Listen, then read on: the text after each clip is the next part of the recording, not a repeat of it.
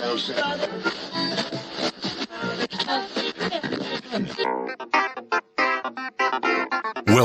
to the John Freakin' Muir Pod. Lace up those boots and sling on the pack for a romp through trails, short and long. With your host and Renaissance man, Doc, it's time to embrace the suck. Welcome back to another week on the trail. I'm Doc, and this is the John Freakin' Muir Pod. Let's start off with a reminder. If you are enjoying the podcast, take just a minute to help us out. Leave us a review on Apple Podcasts. And if you're not enjoying the pod, well, just go ahead and keep that to yourself.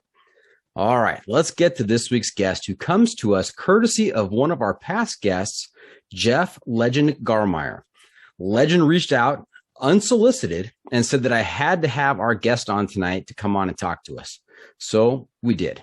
Welcome to the John Freakin' Muir Pod, Kamrin Peterson. Thank you. So excited to be here. So the first thing I have to know is, how do you know Jeff Garmeyer? Yeah. Coincidentally, Jeff and I are actually from the same town. That I had no idea that that was the case, but I had heard him on many podcasts, as we all know, right? And yeah, I had a friend who said, "Do you know Jeff? He went to high school around here." And I said, "No, I don't know a Jeff." And they were like, "I think his trail name's Legend." And I was like, "The Legend?" So naturally, I mean, I totally fangirled and reached out and I said, "Oh my gosh, we're from the same town." And him being him said, "Hey, we need to get together." So when he came to town, we got together and, you know, we've been really close ever since. We just went to Alaska together. So it was a good time. Wow. Now you talk about being a fangirl. I have to tell you, when he reached out to me, it was via email, and on the email, he included his cell phone number. So rather than respond via email, I texted him. Him, and you know what? I am not ashamed to say that it was the highlight of my week that Jeff Legend Garmeyer and I were texting back and forth to each other. Yeah, he is a wonderful human, and he is so responsive. So yeah, he's great. And I'm trying slowly, bit by bit, to get him to allow me to be an honorary crew member the next time he goes and does the Berkeley Marathons. I mean, I'm sure that he's open to that idea. All right. So there's a reason he suggested that I talk to you, and it has to do with the good work that you're doing in the Pacific Northwest. What can you tell us about your outreach and what you're doing out there to help female hikers? Yeah, so this is something that really relates personally to me, obviously being a female, right? Quite a while ago, I went through kind of a nasty breakup, but with that person, we had been going outside a bunch and, you know, summiting mountains and doing all of these fun things. And after we broke up, I said, you know, do I really still want to be outside? I think I like this stuff, but I don't really know what I'm doing. I did in a way, but I wasn't 100% prepared to be going out there by myself, let alone, you know, with other people. And so it kind of led into this spiral of me kind of taking control and taking all of these, you know, classes, webinars, things like that to educate myself on how to be outside and also just getting out there. And the more and more I started doing it, I had kind of a big outreach of people, women mostly, saying, "Hey, you're doing all of this cool adventure stuff. I want to get out there too. How do I do this?" And I thought, you know, if I am struggling to also find resources and figure out how to get outside in a community of women, there must be so many others struggling with this, right? So I really started kind of putting myself out there as a resource for people to be for knowledge or, you know, just to ask questions. It's a safe space. I think one of the biggest things that anybody in the outdoors, when you're looking to get into something new, is how do I start? And so I kind of made myself, you know, this person that people could feel safe asking. And I got just flooded with, you know, comments, questions. "Hey, I want to come." And so that kind of led to hosting these hikes, which has been amazing. And now, you know, I have this awesome community of women who, I mean, we're talking like complete strangers meeting at a trailhead and hiking together, forming this community that, you know, maybe they just moved to the Pacific Northwest, or maybe they just don't have outdoorsy friends, right? And they're looking to expand that community themselves. So it's been a really cool experience being able to educate them and talk about gear. I just say, hey, come on out, come hiking, and we can talk about gear, safety, whatever you want to talk about. And it's been amazing. And so how do they reach you? I mean, what is your vehicle that you use for outreach to get them to communicate back and forth with you to promote these types of events? Yeah, primarily Instagram. I do a little bit here and there through Facebook as well, but a lot of it is through Instagram. I'm a very open person of like, my DMs are wide open. If you have a question, you are more than welcome to ask me. I try to do like the little ask me anythings pretty frequently. And then I really am organizing them through Instagram too, saying, hey, I'm going to do a hike on this day. Who's interested in coming? Drop your name below, something like that. And then, it's like an Excel spreadsheet fun thing I'm doing right now. So I should probably find a better avenue for this as it's exploding. Which like Jeff has been a really awesome person to collab with on this because he has so much experience in organizing, events and doing a lot of outreach and things like that with different people. So he's had a lot of really good insight. I thought you were just going to drop your website on us. Your I have a professional website, but I don't have a website here. But yet. Yeah, it's a yet thing. But yeah, primarily through Instagram. I'm really active on there and, do a lot of like, ask me questions here, or I'm going to organize an event on here, that kind of thing. Okay. Now, let's see, I got distracted here. Have you listened to the podcast before? I have. Okay. I think you indicated when I reached out to you after Legend let me know, and I reached out to you via social media. And the part I just forgot about that just came back to me, but is social media. Social media, like anything, is kind of a two-edged sword, right? There is so much that we know that can be negative with social media, and how, you're always striving to be perfect, and your lack of perfection when you're looking at other people's social media makes you feel bad, and all the different stuff that goes on social media, it could be really a negative experience. But there is so much positivity to it as well, like your outreach through Instagram, like me sharing, our guest stories via Instagram. And so it's a very powerful tool if you use it correctly. Yeah, I agree. Especially recently, I've kind of started leaning a bit into this whole, like, I think that there's this misconception that like, if you're going to be outside, you have to be the fittest person in the world, or you've had to have been doing this since you were 2 years old or something like that. And there's this idea, like, I see so many other really awesome women who, maybe have like this perfect body or something like that out there. And, that really gets me down sometimes. And so I've tried to like open up my Instagram as a very vulnerable space where people are like, I'm just like trying to be so real with them and saying, hey, yeah, I'm getting outside. I just posted about something today, like, I'm getting outside and doing all of this stuff, but my life isn't also super glamorous. Like, I don't live this traditional life of, getting married and having children and owning a home and things like that. I mean, I think it's hard because sometimes we get this image of whoever these people are online, and that might just not be the case, and we see them doing all of these beautiful hikes, but like, really, it took, like, maybe they look amazing in this photo at the top of this hike, but like maybe it was a mile hike in. I mean, it's just it can be so confusing for people who, especially people who have never been outside. They're like, man, this girl looks, or man looks amazing at the top of this mountain, whereas I'm like red faced and dying and like laying on the ground saying, take me now. I don't know. So Instagram is tough. And I just try to remind myself sometimes, like, I purposely do Instagram free days where I like don't touch it all day because it's better for my mental health. And yeah, it's just icky. Yeah, I really like the Instagram accounts that don't always just portray through hiking as a glamorous activity. Because let's face it, through hiking is not glamorous. No, I mean, you're working hard out there. You're living in the dirt. There are times you're like, what the heck am I doing? And the accounts that really show the struggle and the agony occasionally as a realistic glimpse into what through hiking is all about. I enjoy those accounts too. Yeah, I mean, I did like an ask me something recently, and somebody said, how do you deal with hygiene on the trail? And I just posted a picture of the bottom of my feet, and I'm like, what hygiene? That doesn't exist. Like, I wear the same clothes every single day. Sometimes I'm sleeping in them and I smell bad. So it doesn't exist. Yes, we all discover our smell out there, don't we? Yeah. All right. So back to my other question before I remembered my earlier point. You do listen to the podcast, and I reached out to you on social media. You indicated that you did, which was it's always cool to me to hear from somebody out there who has listened and has gotten something out of the podcast.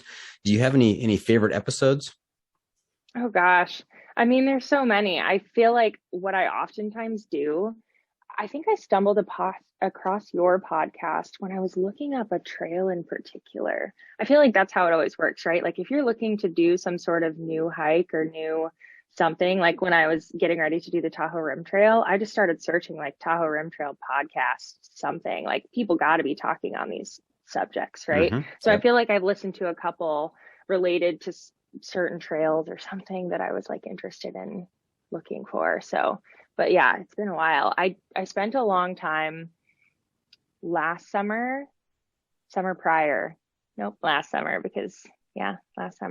the car a ton. So I was just like driving back and forth from Tahoe for 9 hours, and I'm just listening to podcast after podcast. And it was kind of like a nice rotation of all of these hiking podcasts.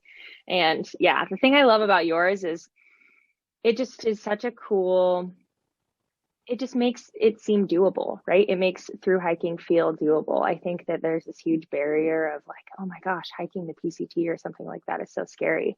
And then all of the guests you have on here, you know, they just talk about how it is. Like they keep it real and talk about how it is. And yeah, it's absolutely hard, but it's also like anybody can do this kind of stuff, you know? Right. All you're doing is you're just packing up the camp, you're putting the gear on your back, you're walking for a while, then you're setting up camp and you're going to sleep, and then you're doing it all over again. You do that enough times, you can cover a lot of distance. Exactly. And just feeding yourself along the way. That's right. Yeah. The important part. Yes. All right. Hey, the reason I ask if you listen to the podcast is because I want to make sure that you are aware of a segment that we have that comes towards the end of the episode. It's called the Pro Tip Insight of the Week. And at that point, I'll turn to you and I'll say, Kamrin, what is your pro tip insight of the week? What little piece of wisdom can you share with our listeners to make their next outdoor experience even better? So don't be surprised when we get there. Okay. I won't be. Okay. And in all your travels on the trail, have you picked up a trail name? Yeah. So I was just mentioning this earlier. At what point do you get a trail name, right? Is it like I've hiked X miles on a trail and so now I get a trail name or something like that? I've had some trail names tossed my way, and apparently, you know, it says we've decided that it's stuck, but I don't know. It's just one of those things where I'm like, I don't know if I earned this or whatever, but my trail name apparently is Pinecone. Pinecone. So yeah, Pinecone. So I have this like, I'll just be hiking, and every time I see a pine cone, I'm like, oh, pine cone. And I get so excited, and it like makes the day better. And then if I'm like in a rut kind of while we're hiking, I'm like, there's no pine cones. And I'm like frustrated looking around. And coincidentally, I mean, or not, but I do have a pine cone tattoo. And so I think it was just kind of like we love pine cones, and here we are. So okay, yeah. So Pinecone just showed her tattoo. So for those of you who are listening to the podcast, you have to tune into the YouTube version of this to find out exactly where the Pinecone is tattooed. Oh, what a mystery. Yes, mystery. That's right. And, you know, when you see a pine cone, you go, oh, a pine cone. I mean, there are certain areas of the trail where there's a lot of pine cones. I mean, are you saying this hundreds of times a day? Oh, a pine cone. Oh, a pine cone. Kind of depends. For sure, when I'm doing anything like Shasta Trinity area or Tahoe area, like the pine cones are like as big as your head. I'm totally the person who gets super distracted while hiking of like, look at these pine cones, look at these rocks, look at these mushrooms. Like, and sometimes my friends are like, reel it in, Kamrin, like, come on, we got to get going. And I'm like, but look. So yeah, I mean, and just like, when you think about pine cones, we'll just nerd out on this for a second. I mean, they're just so different in all of these different areas. I live in the Pacific Northwest. You know, they're normally like much smaller than they are down south. So anyways, so maybe I do earn the name Pinecone. I don't know. Well, we're going to go with Pinecone for the rest of the podcast here because we go by trail names on the pod. Okay. Okay. So you talked about gear earlier as well. You made reference to gear, and then you talk gear with these women who are coming out and trying to learn all they can. So we have another feature we've been doing is called the Must Bring Gear Review, sponsored by the ultralight backpacking gear company Outdoor Vitals. And here's how it works. If you were to let a stranger pack your bag with pretty much generic gear for a multi-day hike, what is the one specific piece of gear you would insist on being packed? And if you got a particular brand for that specific piece of gear, even better. So Pinecone, what is your must bring piece of gear? Yeah, I guess I won't dive deep into the define of basic, but I will say that I advocate for this piece of gear to like all of the women in particular that come on my hikes. And just in general, I do not leave my house without a kula cloth. Kula cloth is basically, for those who don't know, a pea cloth. For women in particular. I mean, we talked about hygiene a little bit earlier. I mean, this thing's a lifesaver for a multi-day hike, and it's a women-owned company. It's amazing. And I mean, just strapped right to the back of the backpack, and you can use it multi-day and wash it out, maybe in like a lake or something like that as needed. But I think it is a game changer. Game changer. Why don't you spell that for our listeners who may not be familiar with it? Yeah, it's Kula, Kula. And they have a hilarious Instagram. Oh, yeah, I am going to have to subscribe to that then. Yeah, it's amazing. Okay. Well, hey, let's do some more gear discussion here. So on what's the longest trip that you've done? How long duration and distance? So I did 105 miles of the Tahoe Rim Trail. That's technically the longest trail I've done. We had to get off due to injury. Okay, and we'll explore that a little bit later. But for that 105-mile hike, what was your base weight? Yeah, I didn't weigh, unfortunately, before I put all my food and my water in. Okay. But I did start with I started with a gallon of water because there was a really particular 30 mile dry stretch-ish. So I started with a gallon of water, all my food, and I was packed for like 4.5 days before our next resupply, and I was at 24 pounds. So it's pretty good. Yeah. I also was splitting gear with a person though. Like I carried the stove and the tent poles. She carried, part of the tent, but all of it was fairly light. Who carried the rest of the part of the tent? The person I was hiking the Tahoe Rim Trail with. So like, I know, but if she was carrying part of the tent, you carried the other part of the tent? Yeah. So like I had poles, she had, the tent part of it, like the fly and all of that. God, I want to make sure you didn't leave part of the tent at home. That would have been very No, that would be the worst. Yes. I'm knocking on wood right now. I have yet to leave like a really crucial piece at home. It's going to happen, I'm sure, but not yet. Okay. Now to help us with our gear discussion here, I've got a little segment called hiking pole. Pole is spelled P-O-L-L. Kind of cutesy there. So hiking pole. Love that. Yeah. Boots or trail runners? Trail runners, for sure. Trail runners. Do you have a favorite brand? Right now, I have the Salomon Speed Cross 5s. They're comfortable for me. They look like cleats, so I kind of hate that. But outside of that, they're really comfortable. I need something with a particularly high drop. So like Ultras have, 0 drop. And right. I used to have Sauconys that were really comfortable as well, but I have a lot of Achilles issues. And so having that higher, like they're literally like a 10 millimeter drop. It's kind of wild, but it's what I need. Yeah. Okay. And how about tent or tarp? Tent. One person, two person? I just have a 2-person, and we'll talk about this a little bit later when we talk about like gear and this whole like women's movement, but I have a 2-person that I normally rock. Okay. Even when you hike solo? Even when I hike solo, it's still really light. It's like 2 pounds something. So I'm not that concerned about it. It's nice to have that extra room, isn't it? It is. Yeah. And like keeping all my stuff in there is nice, especially if, if I am alone, like I'd rather have, maybe my bag inside the tent or something like that. Right. I found that bigger is better when it comes to inclement weather. On the John Muir Trail this past summer, I was trying to go really light. I was just had a bivvy And when it's raining out there, the bivvy it's not a good place to hang out. I mean, it's like a cocoon. Yeah, exactly. Yeah. All right. Sleeping bag or quilt? I have a bag. Jeff is like, he brought a quilt with him to Alaska, and I was like, maybe I could do this, maybe not. My biggest concern is I run so cold, so that's why I'm like, I don't know if I could do a quilt. Down or synthetic? Down. And what's your bag rated to? I have a Nemo Disco 15, so goes down to 15. I do have a summer bag. It's a Mountain Hardwear bag that I've had for like years. But again, I run pretty cold when I sleep. So even my 15 in the summer, like I'll just unzip the thing and, be laying out of it. But yeah, the Disco 15 is pretty nice. You had me at Disco. It's a fun name. Yes, it is. Okay. And stove or cold soak? Stove. I don't know how people cold soak. I can't do it. I gave it a try. Yeah. Yeah. I've tried it once, and I just really like ramen is my favorite thing to have on trail. Half the time I'm convinced I only hike because I can eat ramen, right? Like it's an excuse for me to eat top ramen. So yeah, I just love warm ramen when I get done. Who was I talking to recently who said no to top ramen? It was Shin ramen. Shin ramen was the preferred ramen. I mean, that's really highly specific, but he was. I'm writing this down. It. Yeah. Shin I am like ramen. A big ramen person. Like if I'm on an island and there's one thing I'm eating, it's ramen. So I'm going to check this out. Okay. And have you ever had a ramen bomb? I have had a ramen bomb. Yeah. I have not had a ramen bomb yet. I need to plan that out for next summer.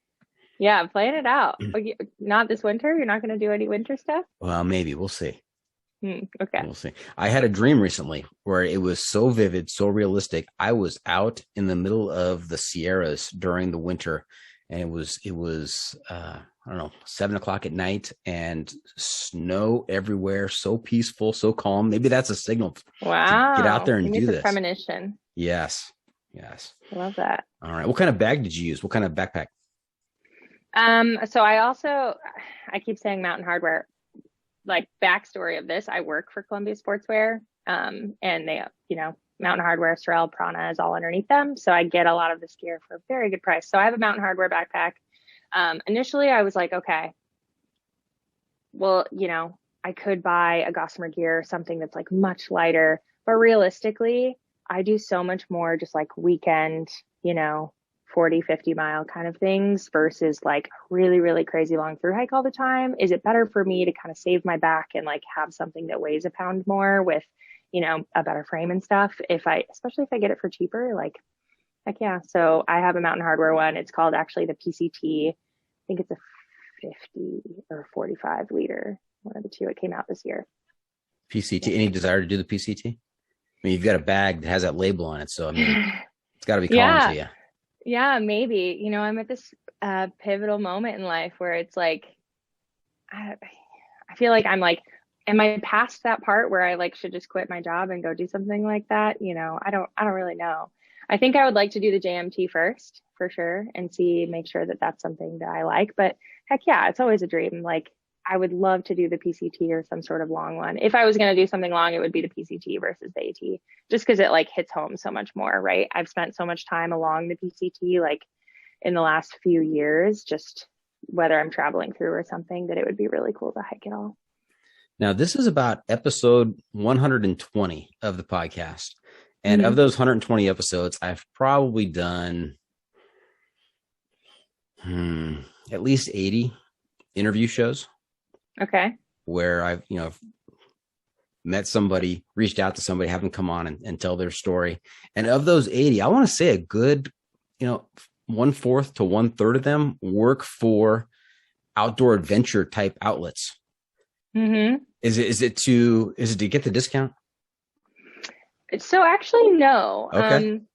I mean, the discount is great. Don't get me wrong.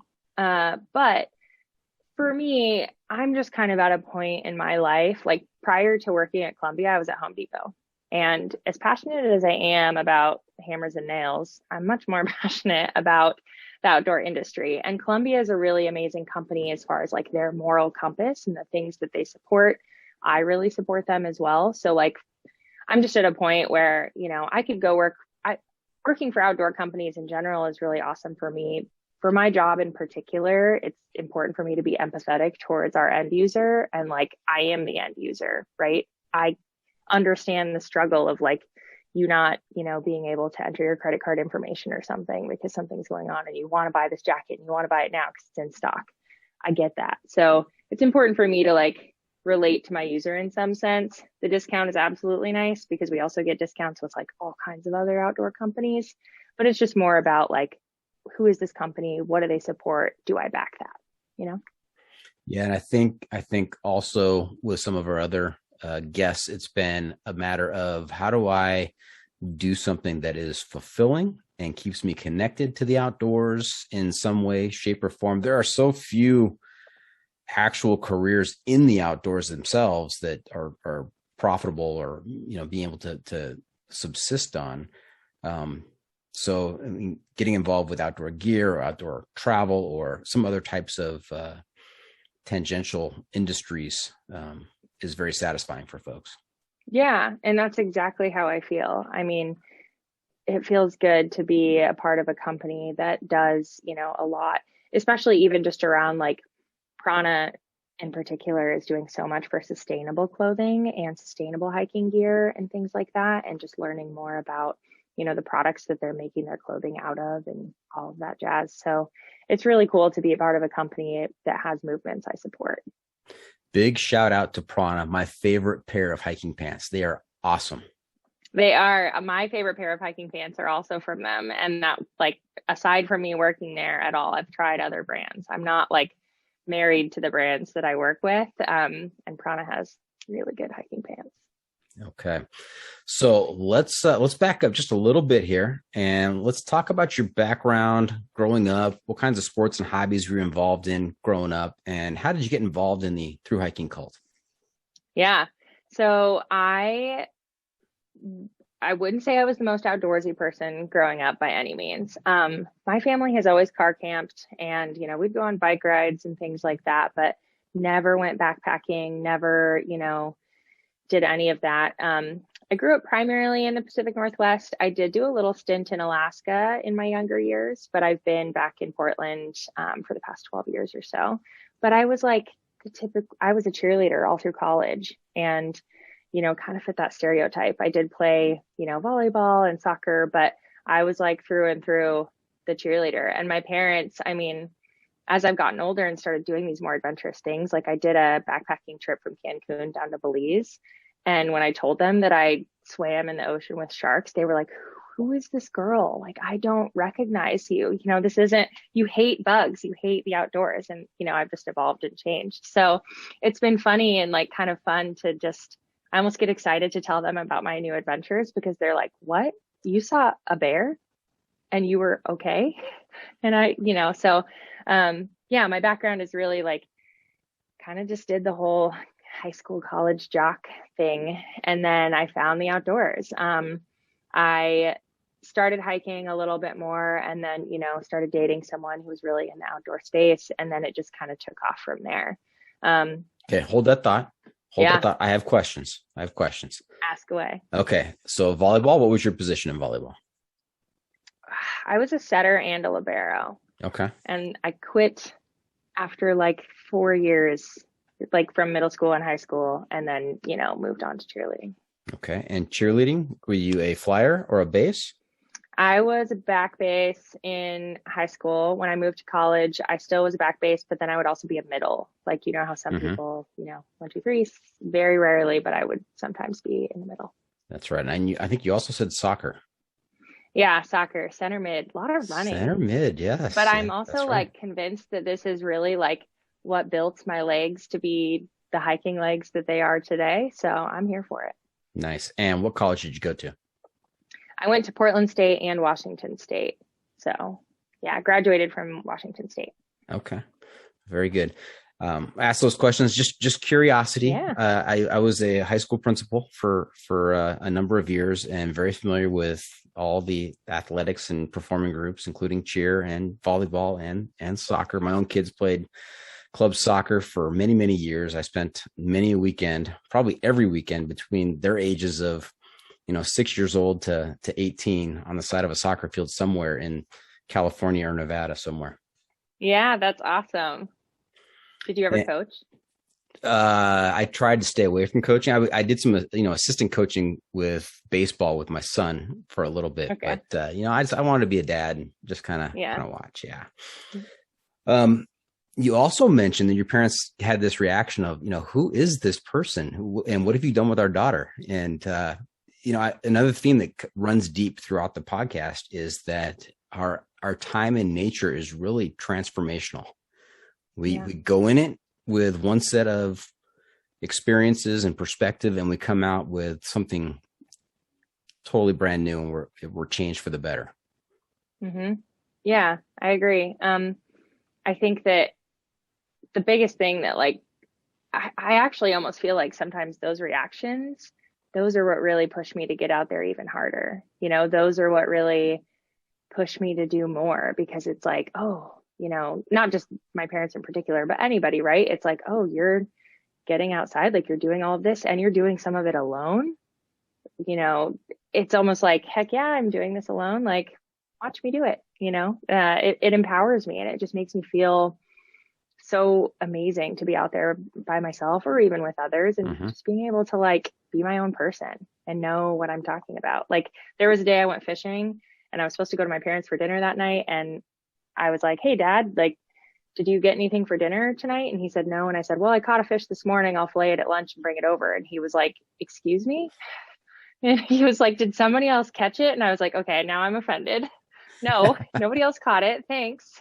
Yeah. Nice. I did have, I have to confess, I had a guilty pleasure this summer. We had just finished the southern half of the John Muir Trail. So we did 125 miles in about 8 or 9 days. And as we're finishing the trail in Whitney Portal, we're coming down and we're seeing a bunch of day hikers, out for the day, just kind of exploring. And one of them asked me, hey, where'd you start? He asked the question thinking I was going to say I started at, Whitney Base Camp or something that was just, 5-7 miles away. And I said, yeah, it started in Fresno.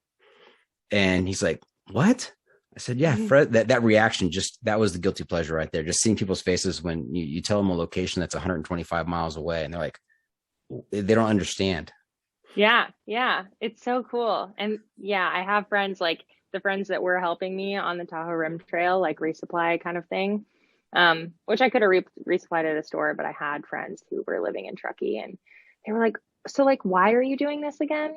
What's the point? Why would you put yourself through that? And it kind of gets you going. You're like, heck yeah, I'm doing this and it's cool. Yes.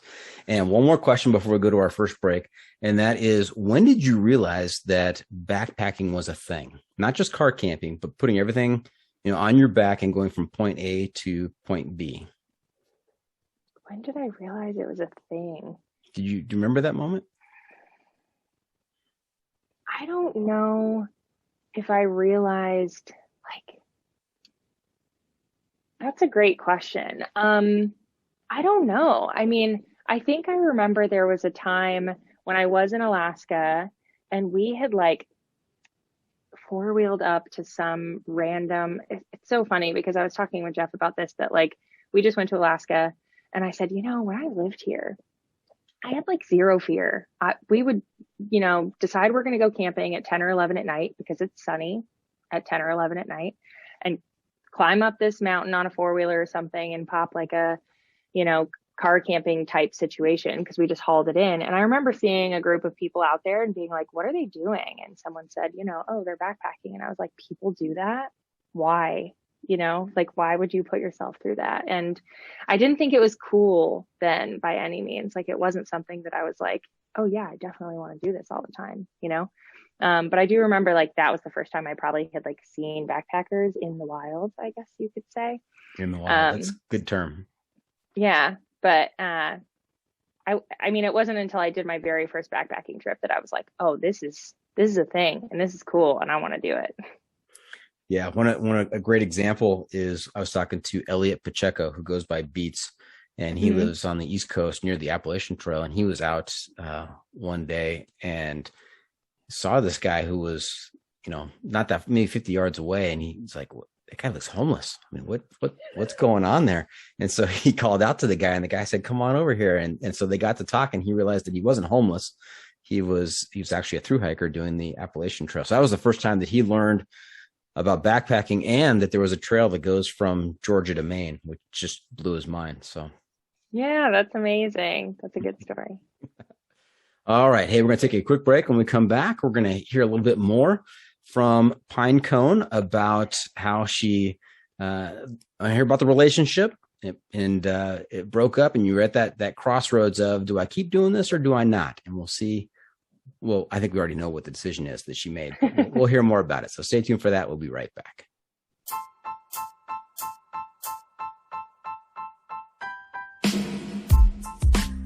The John Freakin' Muir Pod is sponsored by Outdoor Vitals, the ultralight backpacking gear company whose mission is to improve the mental, physical, and emotional health of mankind by facilitating impactful outdoor experiences.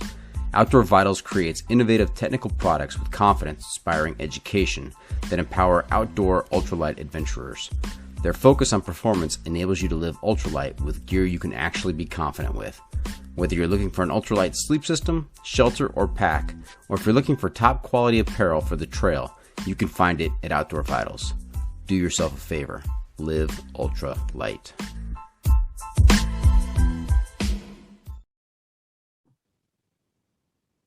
And welcome back. We are talking to Pinecone. We heard about her background, and we know that she was involved in a relationship where she had a little more exposure to the outdoor experience, but then that went sour, and she had to make a choice of whether she was going to leave that life behind or if she was going to continue on and develop her outside skills. So what do you want to share from that whole episode of your life? Yeah, I actually try to be pretty transparent about this piece, mostly because tying it back to kind of Instagram and this whole highlight reel, this probably happens to all kinds of people, men and women, right? But I was in a situation where, I was in this relationship, and we would do a lot of really fun things. But there was a lot of moments where it was like we were doing these fun things and we were summiting mountains, we were backpacking a bunch, and he just wasn't always operating in the safest manner. And oftentimes I would be a little overly cautious, and there was kind of just some you're being a scaredy cat, come on, you can do it, just you need to try harder, or why are you so scared?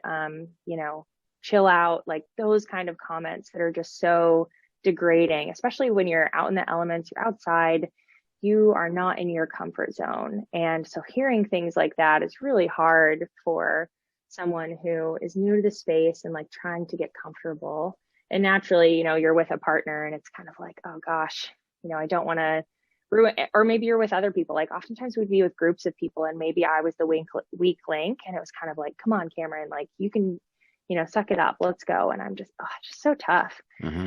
And so when we got out of that, naturally, when you get out of a relationship where you're constantly kind of hearing those things, they stick with you. It's man, can I go outside? Can I go on hikes by myself? Can I summit this mountain? Do I have the skills? Do I have the knowledge? And so I really found myself kind of second guessing a lot. But also what it helped me realize is okay, even if, maybe you aren't prepared to get out there, but what can you do to prepare yourself? What kind of, again, classes can you take, or can you watch a bunch of YouTube videos or something like that to help you understand how to be safer outside?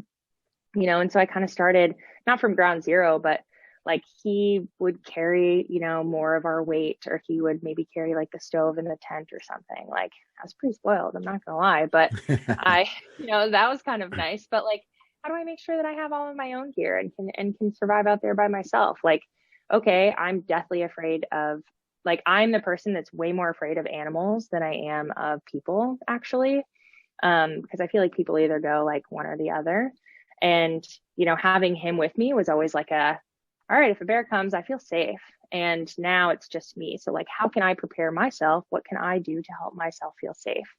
So yeah, I had to make this decision, and really I started kind of dabbling into it a little bit more. And then finally I was once again, bringing it back to this whole feeling empowered, I was like, look at me now. Like, you thought I couldn't get outside. And not that I'm just trying to, push that in someone's face by any means, but it just made me feel better. Like, it made me realize I'm not that person. I'm not, too slow, or I'm not, being, silly for wanting to take a step back and reevaluate a situation. Like, I just want to make sure that we're all safe in the backcountry, in a lot of outdoor situations. You're kind of only as strong as the weakest person that's with you. And I don't mean weak in the sense of like physically, but also like knowledge, right? In slipboarding, or any like backcountry travel with avalanche terrain, you can't go in areas where, somebody isn't trained in that space, because if an avalanche happens, right, they can't help you. So similar in the outdoor space, like, you have to be knowledgeable. And, that kind of starts from like ground zero. Talk about 10 essentials, talk about, certain things that you can help yourself to get outside. And so that's when I really was like, all right, I'm going for it. And I just dove in and was like, yeah, I can get out here, and I'm not a scaredy cat, and I can do all this stuff by myself, and it feels amazing.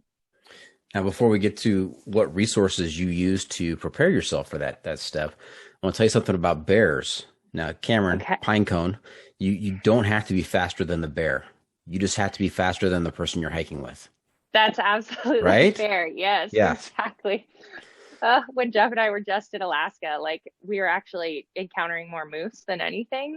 And, which we were talking about, how do you properly handle a moose if they're charging you? Which I think I knew this from something else, but he just kind of reminded me. But do you know how to handle a moose? Come across them? So that is a great question. And I have said before that there is lots of information out there about what to do when you encounter a bear, but there is not as much information about what to do when you encounter a moose. And I think statistics bear out that the moose is the deadlier animal. I think that the moose are like more interested in you, maybe. So like, maybe that's what it is. Moose are scary. They're huge. They are large animals. Yes. Yes. So and what do you do? What do you do when a moose approaches you? If a moose is actually like coming for you, it's like, all right, I'm going to charge you, right? First of all, you should never approach a moose. I had a situation when I was in Alaska where I was like kind of up at the top of a trailhead coming down, and there was a moose, just standing in the middle of the trail, like grazing on some stuff on the side. And we seriously stood there for maybe like 30 minutes, just kind of waiting for it to like move away. And finally, this random person came running out of the thing and was like, have you never seen a moose before? It's fine. And I was like, where are you from? Like Florida? No. What? I was like, why are you running towards a moose? This is crazy. But anyways, you went straight for Florida there, didn't you? Well, I was like, Florida? Where does it have moose? I was just like, the farthest place from Alaska where people don't encounter moose all the time. But if a moose is charging you, you're actually supposed to run in like zigzags. So they can't make, like a 90-degree turn quickly by any means. So like run in zigzags and like hide behind a tree type situation. This sounds like a Will Ferrell movie. Are you sure about that? I'm serious. Yeah.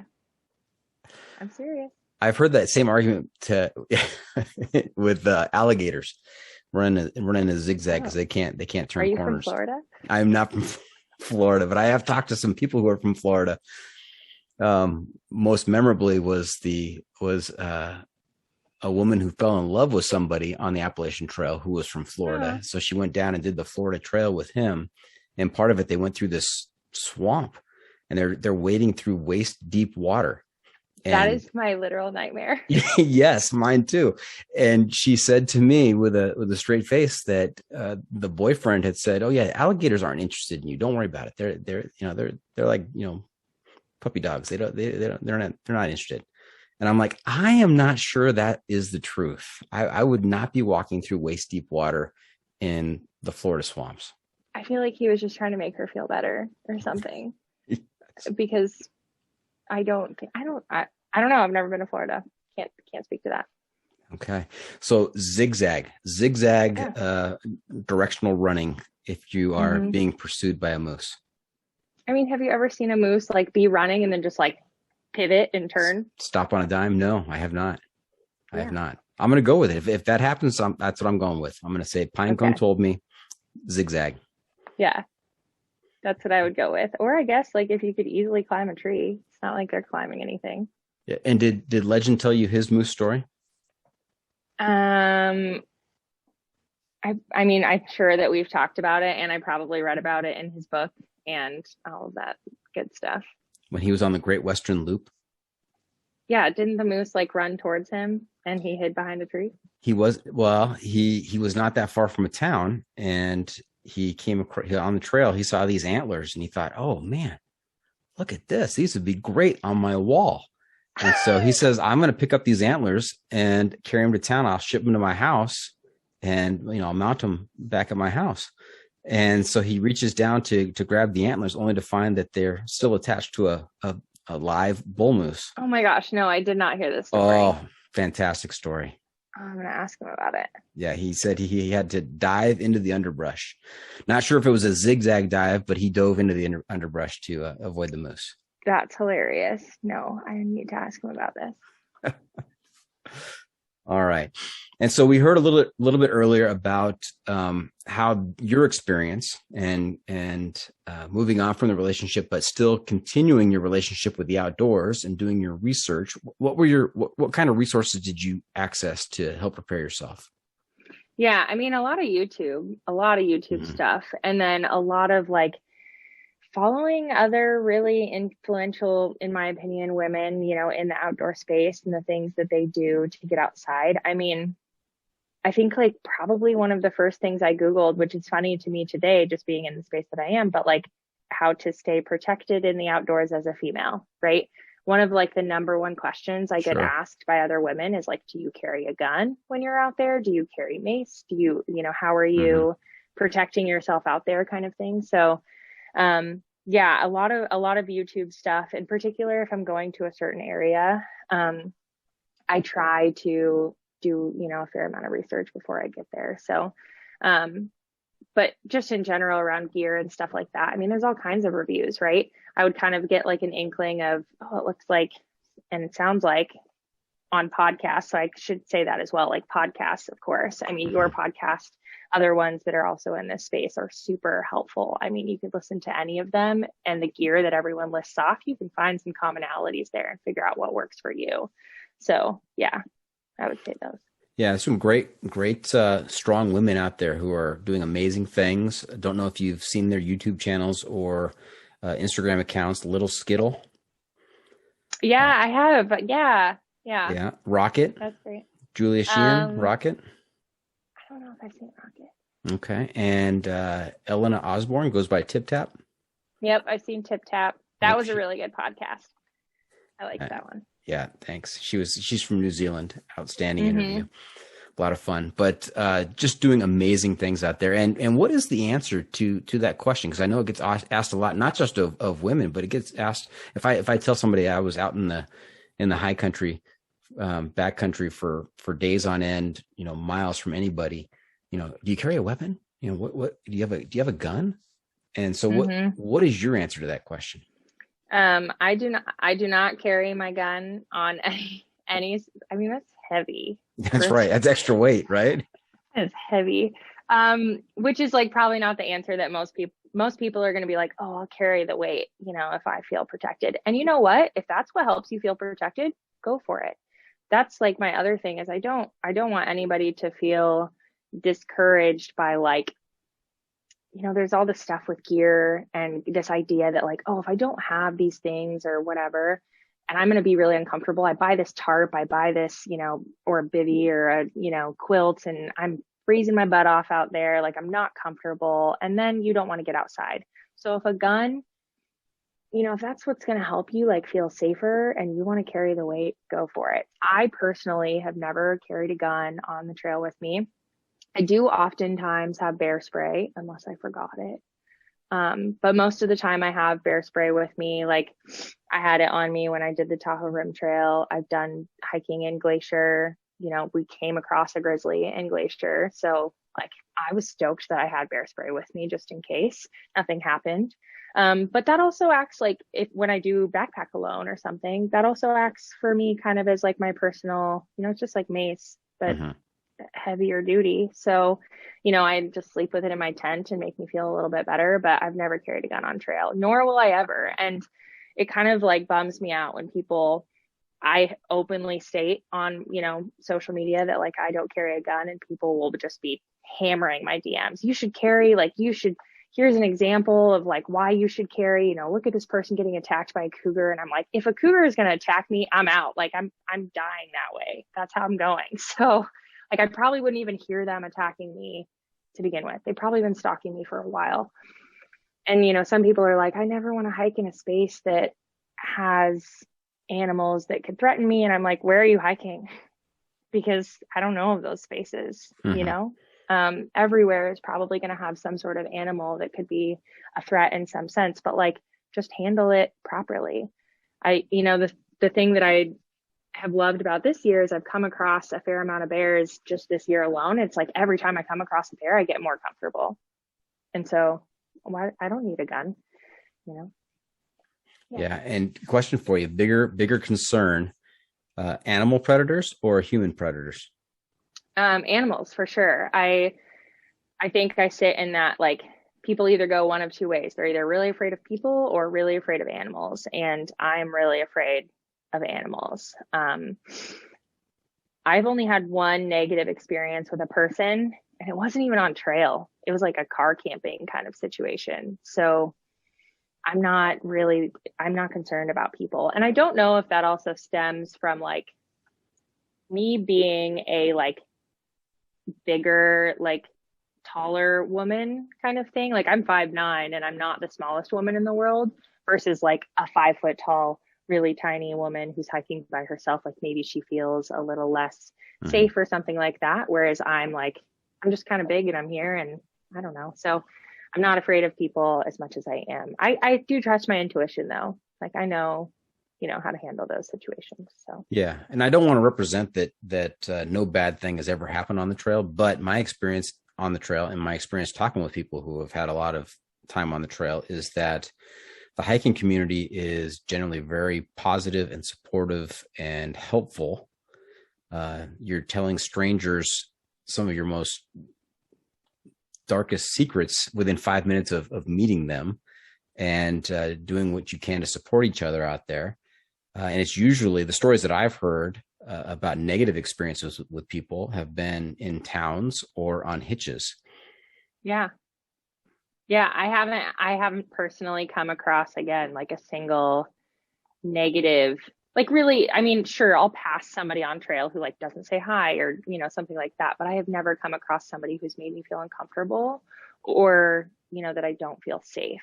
And even when I am backpacking, like alone, I mean, the last time I went backpacking, I think I camped not too far from like 2 or 3 men, and I didn't feel unsafe by any means. And they knew I was there alone. We'd both been in our camps for like hours. So, I just don't everybody in the hiking community is just so nice and so like willing to help and giving off, you're always willing to like help someone out in need. And that's, I think, the amazing thing about the people who do want to get outside, right? They're there for the same reason as you. Yeah. And before the negative comments start coming in through social media or the negative reviews, hey, we acknowledge that bad things have happened out on the trail, but we're not trying to be Pollyanna here, but the vast majority of people out there are a very, very positive element out there. So, yeah. And I'm only speaking from my experience. Again, I did mention that like I had a not so fun situation happen in a car camping thing, and I felt super uncomfortable, and I just took the right, like literally slept inside of the car instead of on my rooftop tent, because that's what made me feel better. Nothing happened, but it's also about trusting your intuition. When I talk about this on some of the guided hikes that I do, like if I come across a male who is like, oh, are you out here by yourself? I think that oftentimes men don't really realize that could be a scary situation for a female. I'm miles from my car. I'm miles from civilization. I don't have cell phone service. Like it's not, I don't think they ever have like ill intentions, but I do try to be like, oh, I have a friend just behind me, not too far, or like, oh, my friend's just up ahead, I'm meeting them, that kind of thing. And I'm not saying like go out there and lie, but I am saying like that's just what I do to feel safe and feel better. Versus like maybe if I sit down and I'm chatting with, hikers, like maybe we're leapfrogging kind of thing. Of course, they kind of know what's up, and we'll kind of be like, all right, see you at this spot and we'll have a Pop-Tart together or something. But, it just becomes all friendly banter and not too much concern. Okay. Now we have heard from you reference to the Rim Trail, Tahoe Rim Trail, and also Alaska with Legends. So do you have any let's hear about the Tahoe Rim Trail, because I understand that you got pulled off because of injury. What happened there? Yeah. And when was this? This was the week of July 4th. So we started on 2021. July. Yes, 2021. Okay. 2021, this last summer. I decided, I think last Christmas time, I was like, I love the Tahoe area. I think it's absolutely gorgeous. And I said, the Tahoe Rim Trail would be a really cool like intro to see if I like this through hiking thing, right? I listen to PCT podcasts and AT podcasts like all the time, and I'm so invested in it. Let's check out the Tahoe Rim Trail. Seems doable. I do work a 9-to-5 job with limited PTO, so it's like this is a great little chunk. Pre Tahoe Rim Trail, I was like, I need to, because we are kind of on a time budget. So the gal that I did the Tahoe Rim Trail with, she had less flexibility than me. So it was like, we need to complete this bad boy in 10 days at the most. And for those of you who don't know, the Tahoe Rim Trail is 165 miles. So we need to kind of average 16 and a half miles a day. Totally, doable. But we also were like, it'd be nice if we got done earlier and then we're not like sitting in this little time crunch. The gal that I hiked with, her name is Spreadsheet for a reason, because Spreadsheet. She is spreadsheet queen. And anytime something would go awry, I'd be like, this is not on the spreadsheet. You did not factor this in. Just to like give her a hard time. But for those people who are not hikers out there who listen to this episode and are saying, well, spreadsheet, what does that have to do with anything? I think that, for me, planning a hike is half the fun. And I know that people take deep dives into doing their planning and research and logistics and putting together their spreadsheets. And so she sounds like a planner. She is a planner. And particularly for the Tahoe Rim Trail, it was important because this year was extremely dry. They had dried up, a lot of like the water sources had dried so quickly in the year. And again, like I mentioned, like we were running into a bunch of dry stretches. Like there was a stretch that there was literally no water for like 30 plus miles. And, so we were having a plan. We were having to make a plan. And she is the planner. So I was letting her do that. But what we were ending up doing is kind of averaging anywhere from 16, I think actually like 15 was our least amount of miles in a day. And that was on like day 4 or 5. Day 1, we did like 22 miles. Day 2, we did, Wow. Hit it hard from the beginning. Yeah. But pre Tahoe Rim Trail, we were putting in like 40 or 50 mile weekends every weekend. Like we were like, we want to be prepared. We want to feel like we know what we're doing. Like we're going to get out there and hit the ground running. So did, multiple weekends of that. And as soon as we started the Tahoe Rim Trail, everything was great, hanging out. We get to day 3. And at this point, at the end of day 3, was it 4? I don't know. But mile 54 is basically when I was like, I'm having some really intense Achilles pain. Like this sucks. I don't like it. I'm going to start Googling how much ibuprofen I can take in a day. And like how I can like stretch and, do all of this stuff. And finally by mile 105, which was on day 6, I think, and we had to like slow down and, take a lot more breaks and things like that.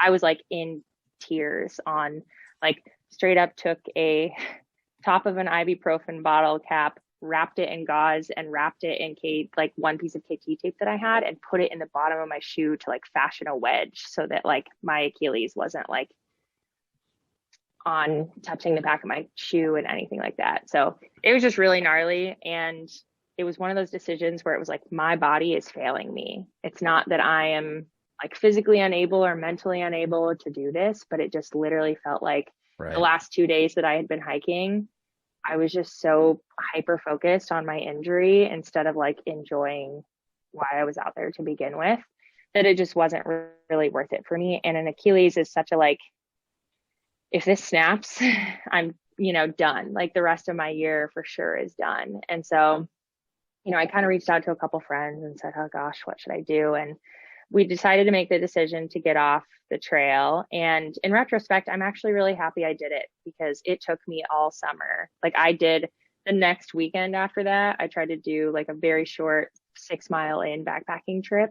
Mile 1, it was like, no way, girl. So, I knew it wasn't just like a one-time thing, and it's something that I've been rehabbing ever since. Like I did my PT stretches today and all of that jazz. So I think it was just something that I stressed it out, really quickly and was trying to move too fast. That was something I learned too, like take longer breaks. You got all day to hike. I mean, we would start at 7 a.m. and get to camp by like 4 at the latest. And it was like, we could have been hiking way longer. Mm-hmm. We And slower. more breaks.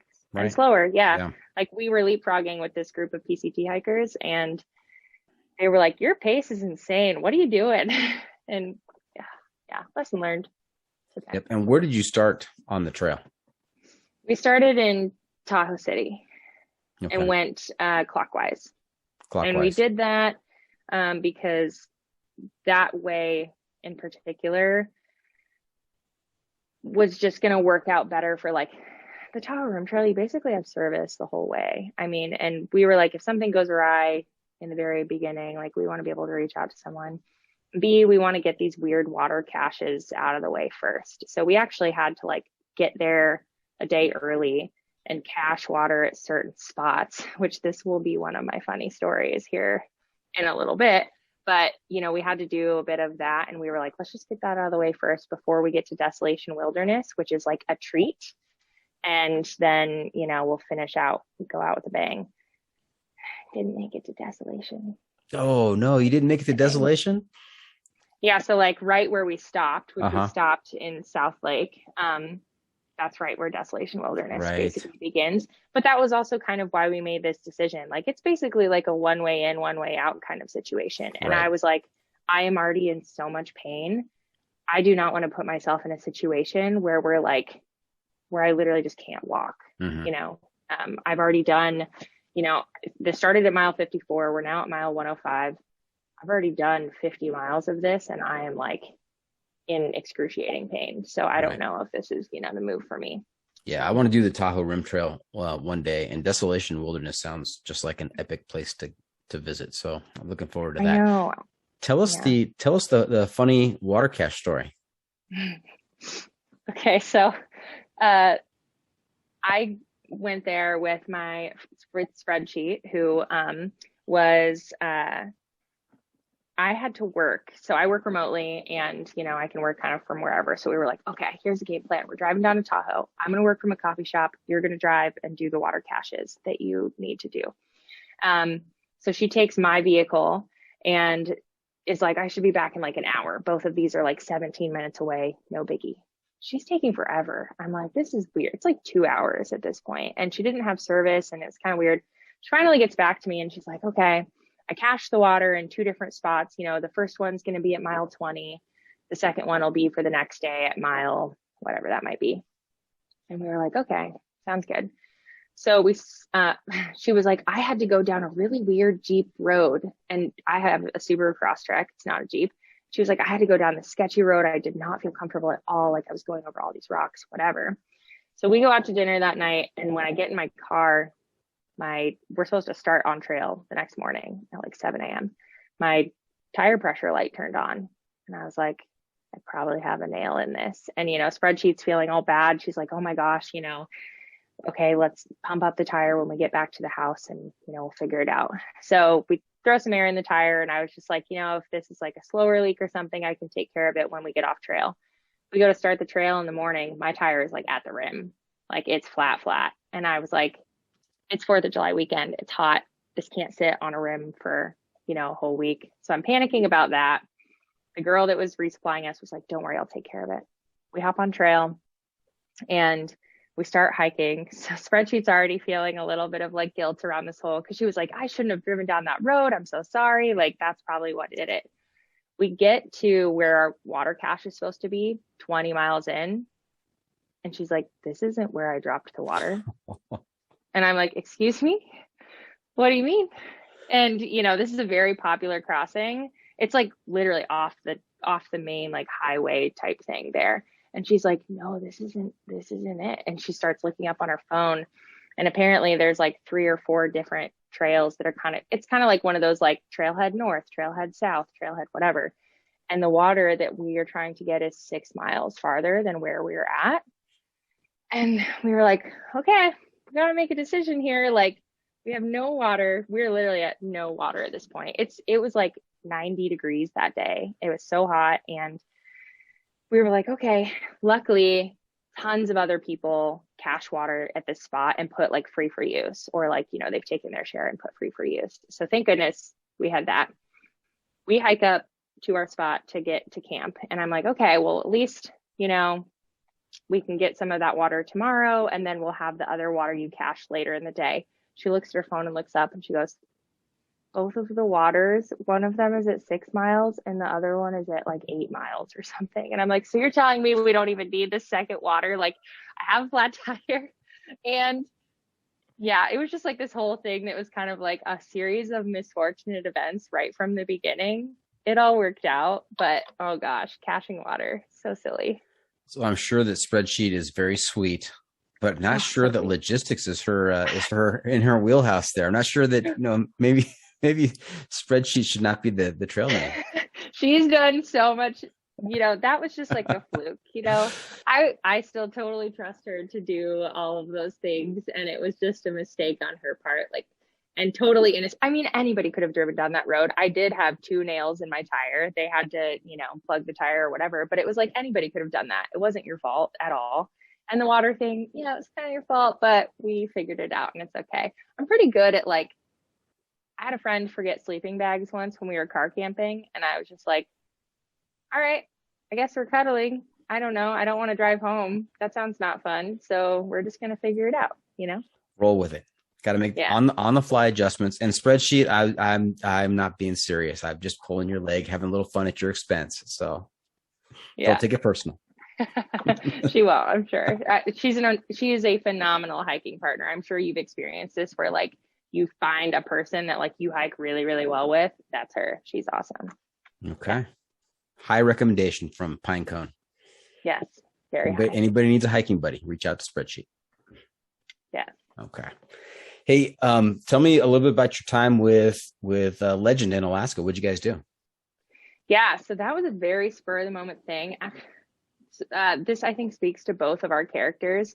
When we met for a beer. That first time when he was in town.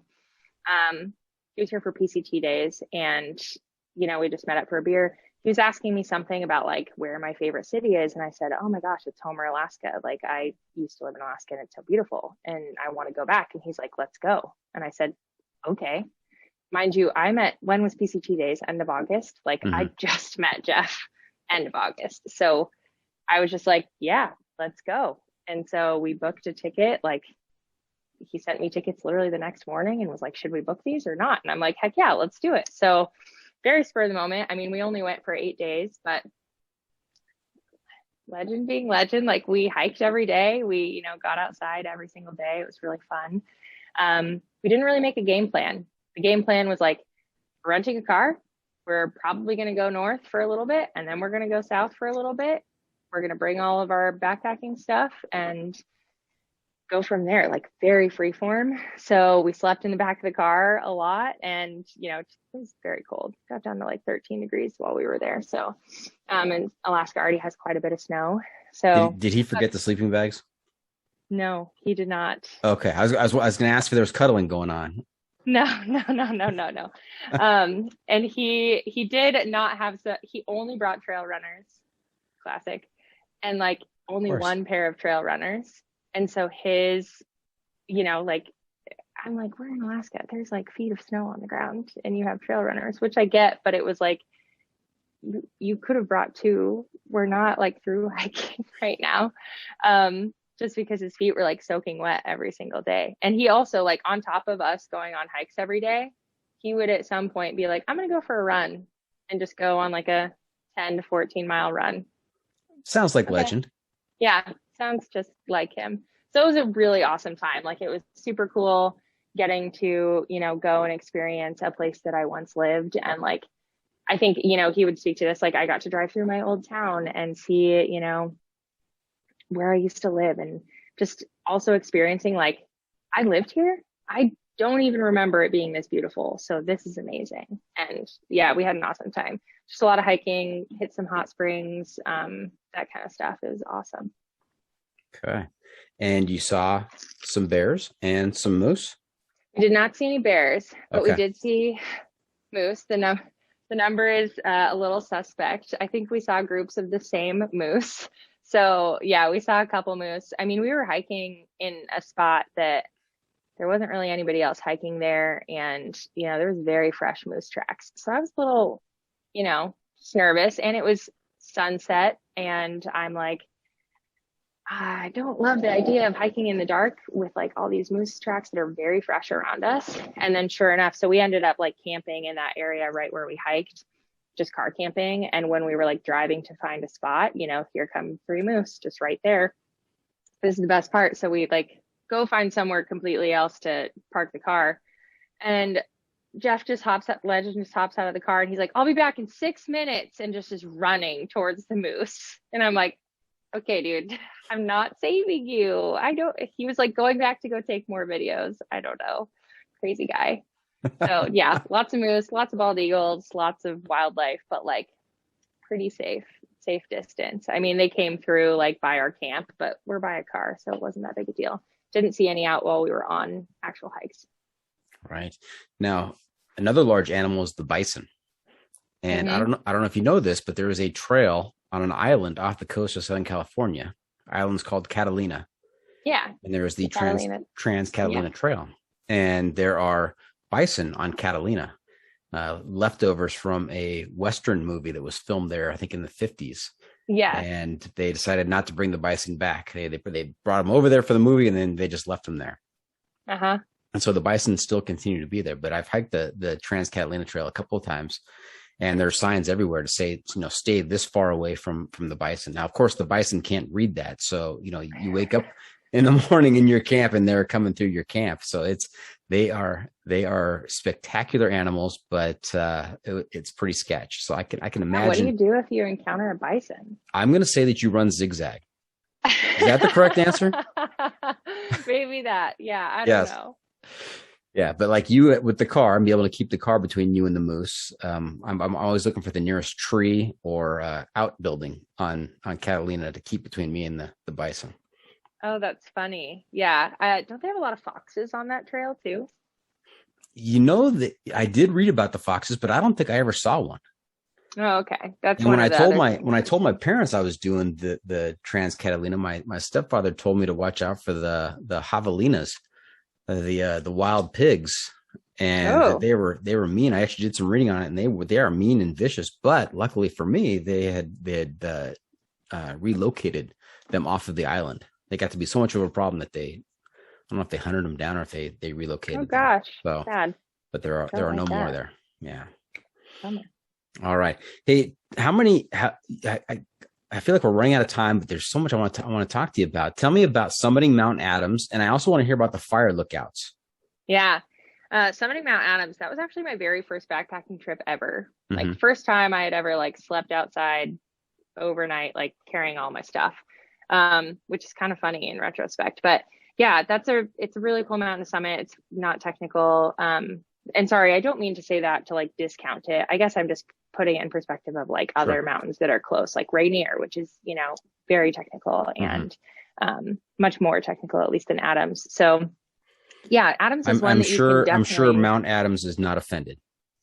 Okay. Well, I just didn't want anybody, that's also a thing to be like really mindful of, is just people, who are like, oh, it's really hard for me. I don't want to feel like I go slow or, anyways. Got it.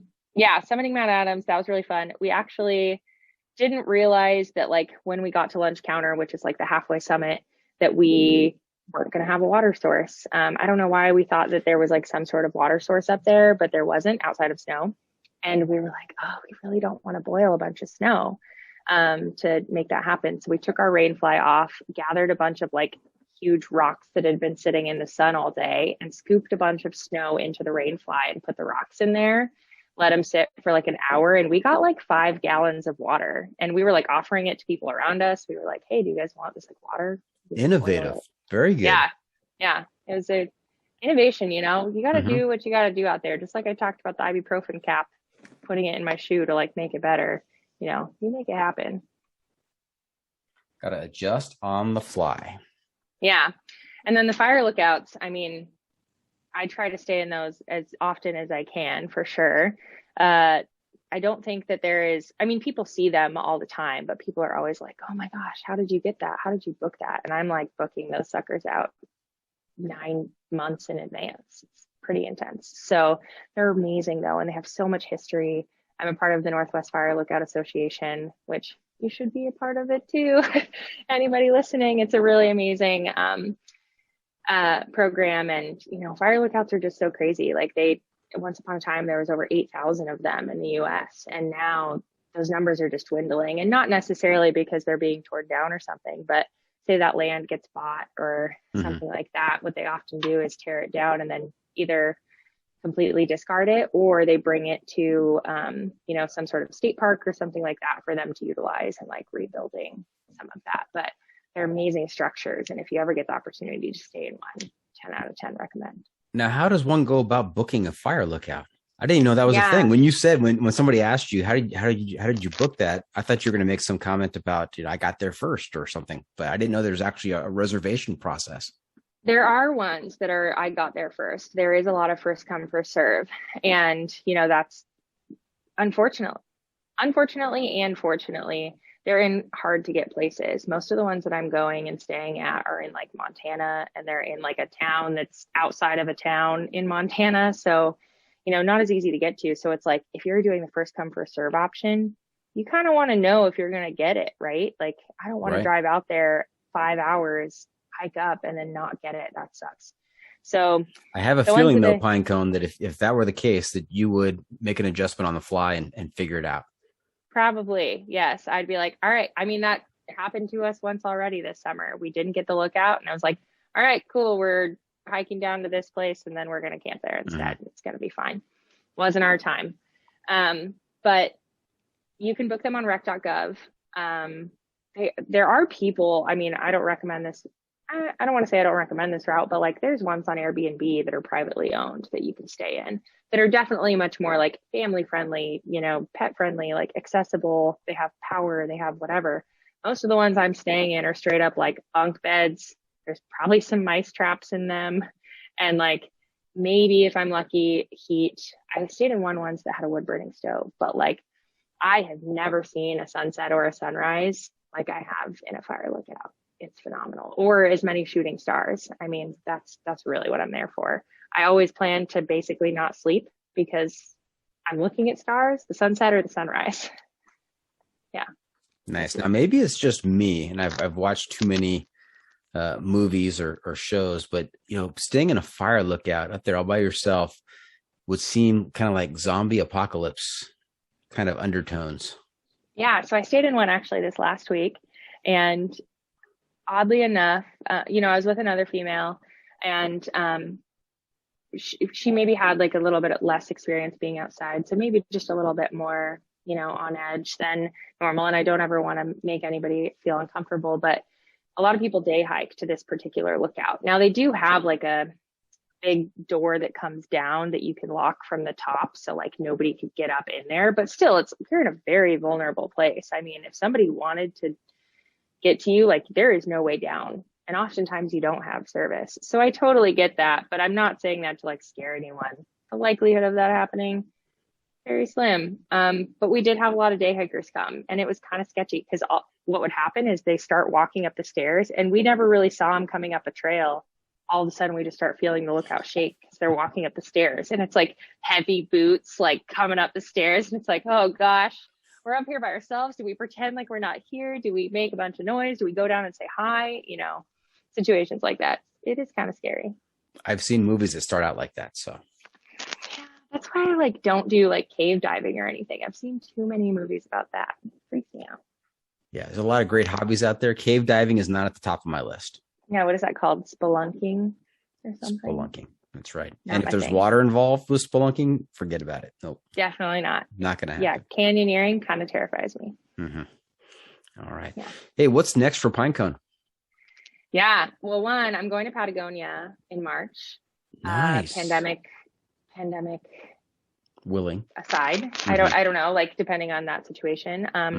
Going to Patagonia and it is actually a guided trip. So, I mean, for me, I think the future of this whole guiding women on these trips is I would love to host them with backpacking, host them. I mean, I've had a huge turnout already for women who do want to go backpacking.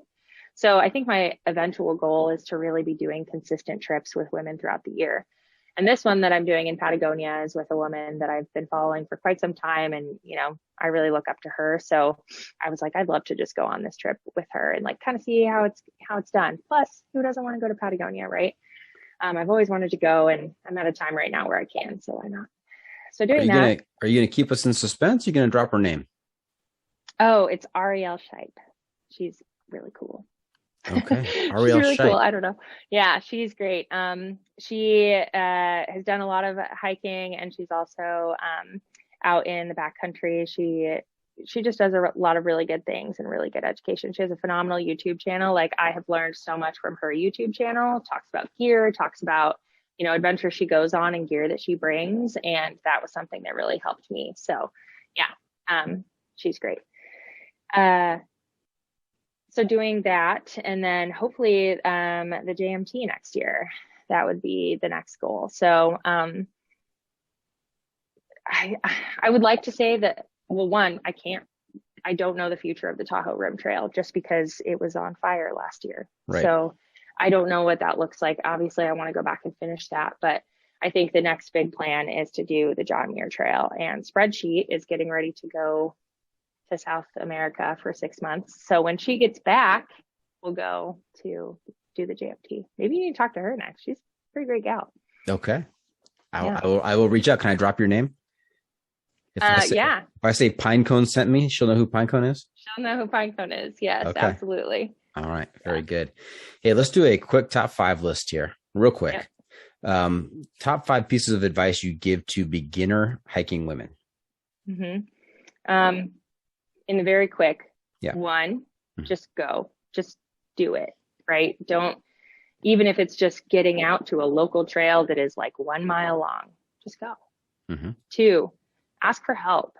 I think that so many of us don't want to ask for help or are scared to ask for help because they're embarrassed maybe. And that goes with not just like through hiking. If you want to learn to snowboard, if you want to learn a mountain bike, if you want to learn to do anything, you're surrounded by a community of people. Like, I'm sure that if anybody asked you, hey, I want to go on this hike, you would be like, heck yeah, let's get you out there.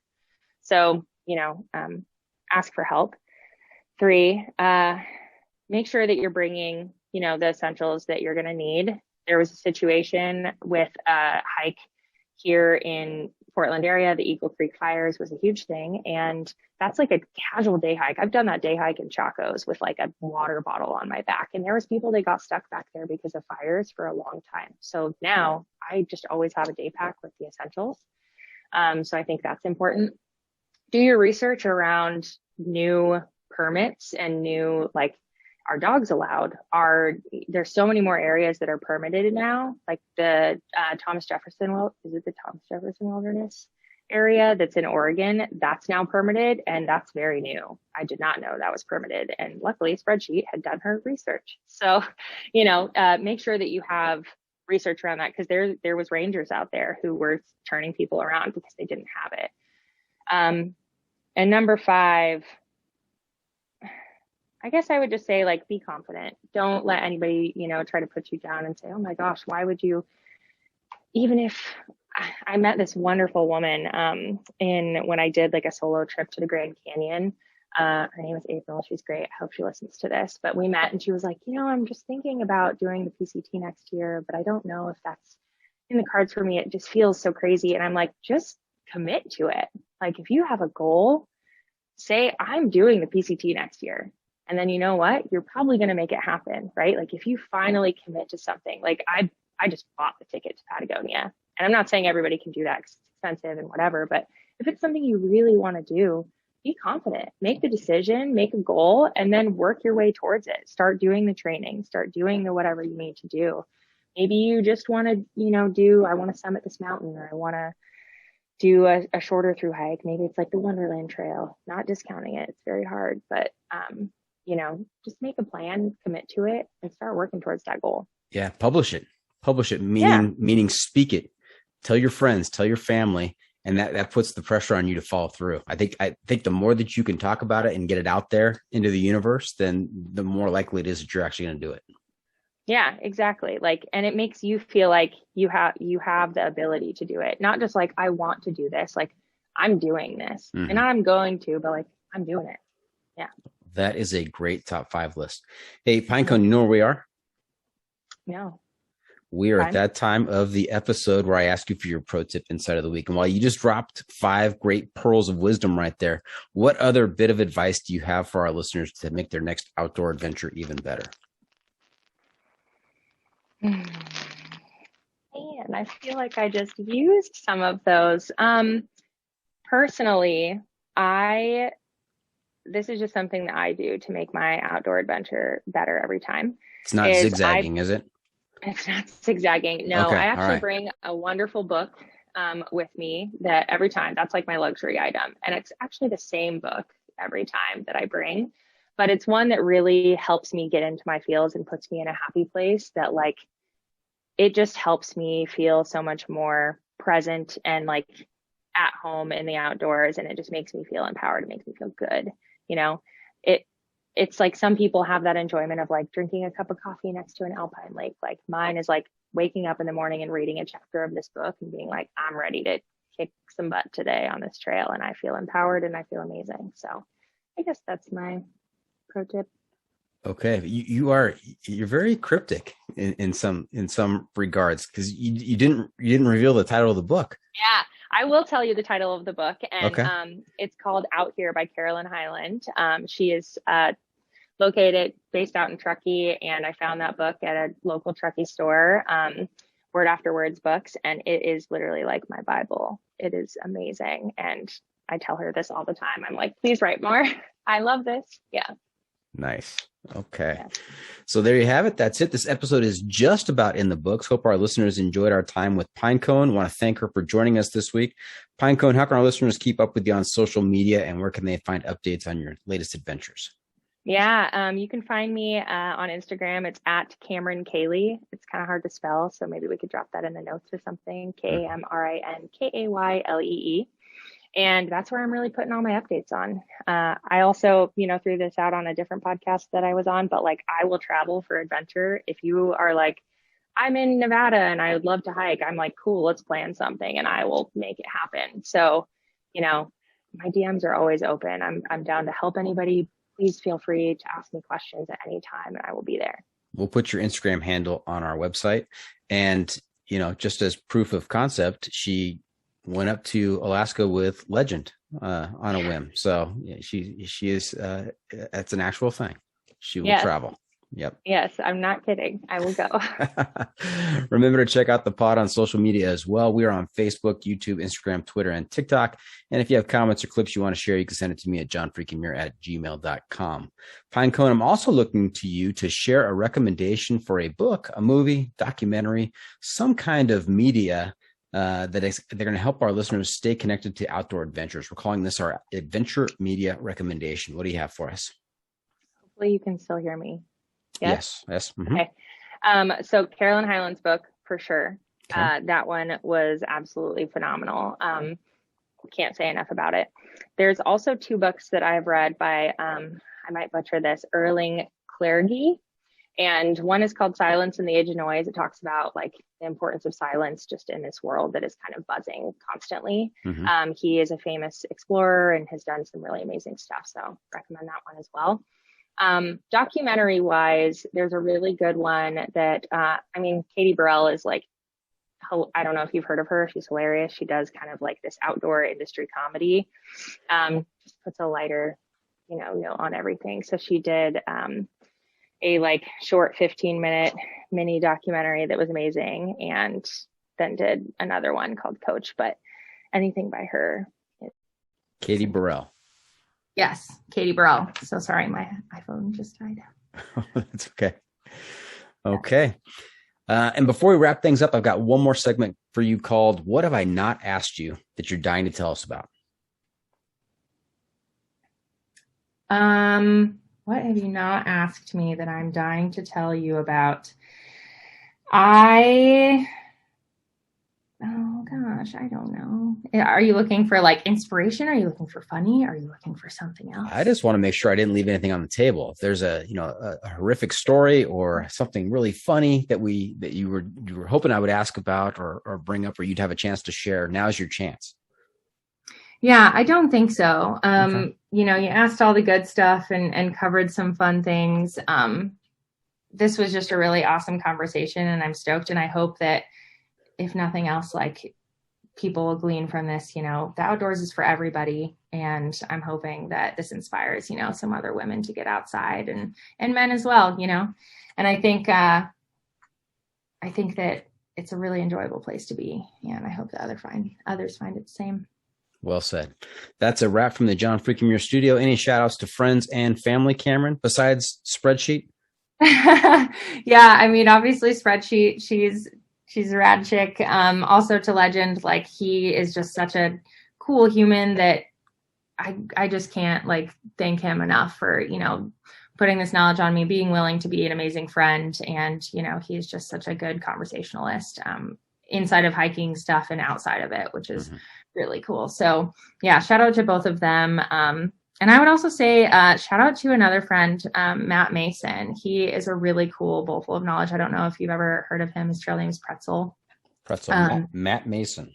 Yeah, he is a really cool guy. He helped a lot with my Tahoe Rim Trail stuff. I had heard him on a different podcast and just kind of like, slid into his DMs being like, hey, tell me what you know. And he was just so willing. So I think he has also been like a big, advocate for a lot of really awesome things. His podcast that I listened to was one of my favorites. It was like 3 hours long, but very entertaining. So yeah, shout out to him too. Pinecone, did I just catch that right? Did you say that you slid into his DMs? Not in that way. Like okay, but that's clarifying. Like the way, that's the, whatever you say. I mean, I DM'd him and said, hey, help me, which I think like, that's like the other thing about Instagram that's really unfortunate. Like there is this notion of like, oh, slid into their DMs, but like, I really do want people to feel comfortable messaging me and asking me questions. Like it doesn't always have to be like, if you are messaging me, it's with bad intention, or not bad intentions, but with some type of intention. It should just be a free space. Like you should be able to ask someone something, and if they want to answer you, cool. If not, also cool. This has ended kind of weirdly. So I'm just going to get us back on track here. Okay. Thank you for tuning in. Always remember, the trail is the trail. It doesn't care if you want to go downhill. It doesn't care if it's almost dark and you're looking for a campsite. It doesn't even care if you're running zigzags to avoid that charging moose behind you. I hope that's true. The trail is the trail. I hope so too. Embrace the suck.